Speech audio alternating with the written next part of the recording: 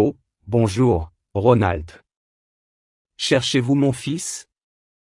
Je vais appeler Ben tout de suite. Ben. Bonjour, monsieur Connor.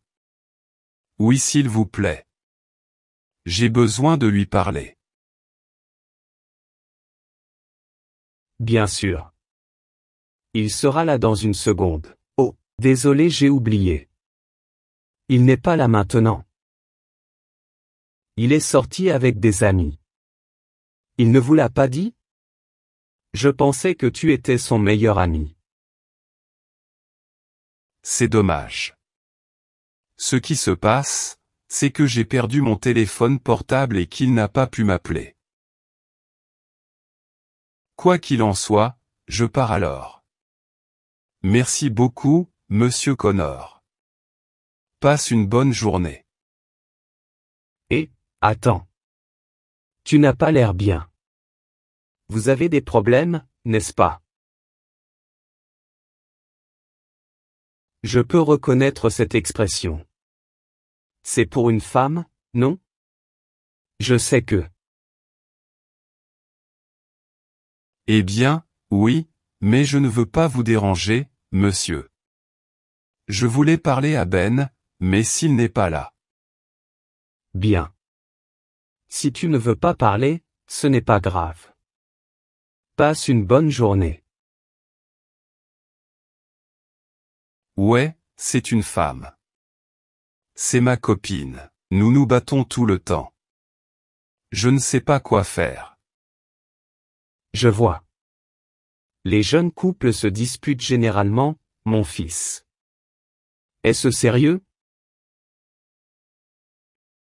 Peut-être que tu peux m'aider.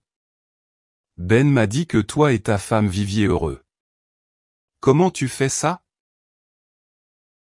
Écoutez, je ne suis pas un expert, mais je peux peut-être vous donner quelques conseils sur la façon d'avoir une relation. Ce serait un honneur d'entendre cela. J'ai vraiment besoin de résoudre mes problèmes de couple.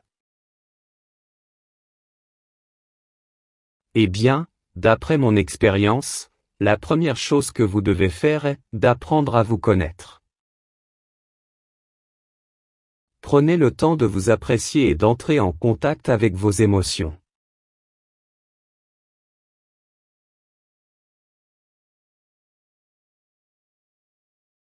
Cela vous aidera à pouvoir vous exprimer clairement et plus efficacement. Ne pas savoir comment réguler ses émotions et les exprimer sainement est mauvais.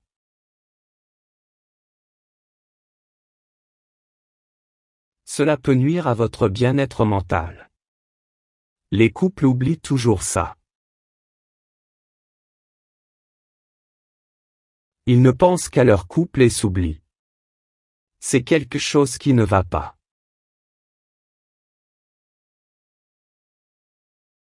Je pense que je comprends. Vous dites que je devrais d'abord me concentrer sur moi-même avant sur mon partenaire. C'est correct. Parce que peut-être que vous êtes le problème, ou peut-être pas. Mais, vous ne le saurez jamais si vous ne vous connaissez pas d'abord. Est-ce que tu comprends? Oui, je comprends. C'est quelque chose d'intéressant. Quoi d'autre, monsieur? La deuxième chose que vous devez faire est de garder des attentes réalistes. Tout le temps. Personne ne peut être tout ce que nous souhaitons qu'il soit. Des relations saines signifient accepter les gens tels qu'ils sont. Et ne pas essayer de les changer. Non. Acceptez aussi votre couple avec ses faiblesses. Parlez-vous également. Je sais que vous avez déjà entendu cela. Je sais. La communication est essentielle à des relations saines. C'est ça le truc. Bien sûr. Nous parlons toujours de nos problèmes, mais nous finissons par nous battre. C'est parce que vous le faites de la mauvaise manière. C'est ce que vous devez faire. Faites attention. Prendre le temps. Soyez vraiment là. Parfois, notre corps est là, mais notre esprit est ailleurs. Écoutez. N'interrompez pas et ne planifiez pas ce que vous allez dire ensuite. S'il vous plaît, ne faites pas ça. Essayez de bien comprendre leur point de vue. Et si vous comprenez, posez des questions. Montrez que vous êtes intéressé. Renseignez-vous sur ses expériences, ses sentiments, ses opinions et ses intérêts. Oh, soyez également flexible. Il est naturel de se sentir mal à l'aise face au changement. Cela m'est arrivé. Mais des relations saines permettent le changement et la croissance. Cela fait partie de cela. Oh, et n'oubliez jamais de prendre soin de vous aussi. C'est très important.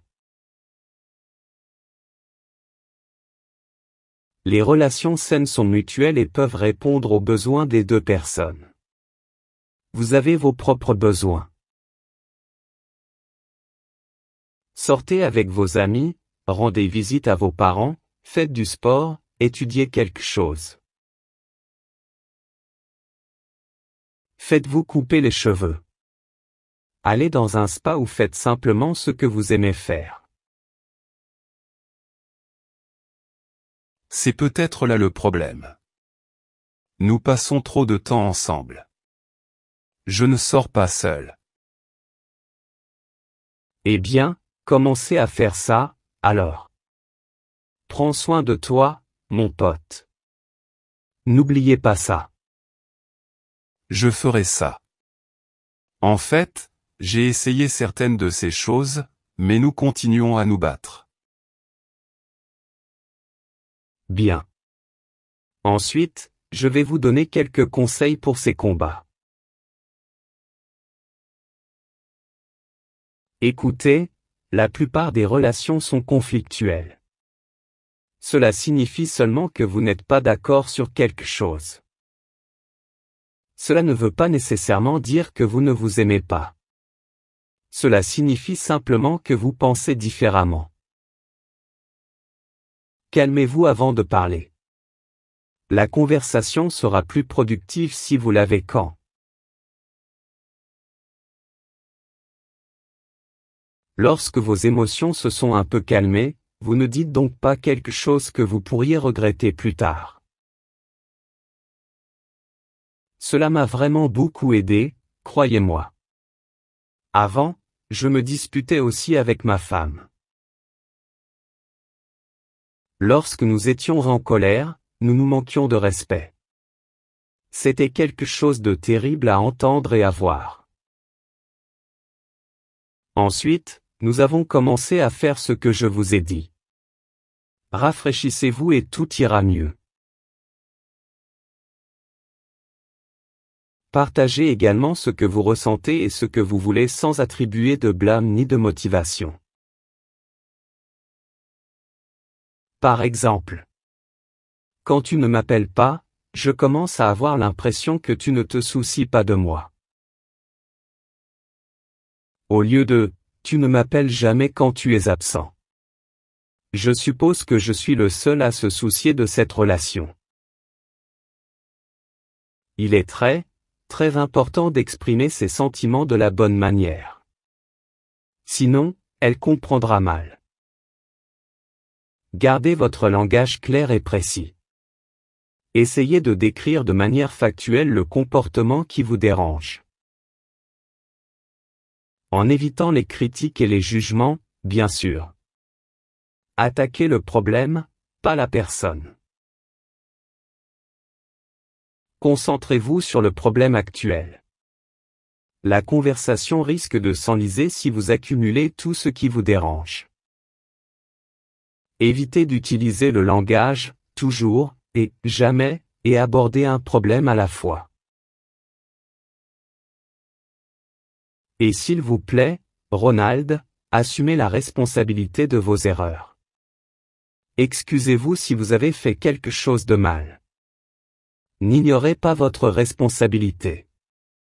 Ne faites pas l'imbécile. Vous m'entendez? Oui, monsieur. Il est parfois difficile de reconnaître que vous avez fait quelque chose de mal, mais je suppose que je devrais le faire. Je ne veux pas rompre avec elle. Je l'aime vraiment.